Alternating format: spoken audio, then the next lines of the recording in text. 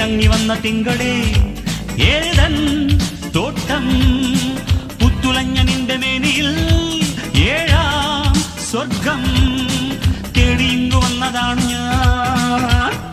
ഇന്നു നീ എന്റെ ഈ വീട് വെച്ച വണ്ടി ഏറണം, ലണ്ടനിൽ ചുറ്റണം, പട്ടുതട്ടമിട്ടുലാകണം. നീ തിരിഞ്ഞു നിൽക്കേ നെഞ്ചുലഞ്ഞു പോയി ഒന്നു പുൽകുവാൻ കൈതരിച്ചു പോയി.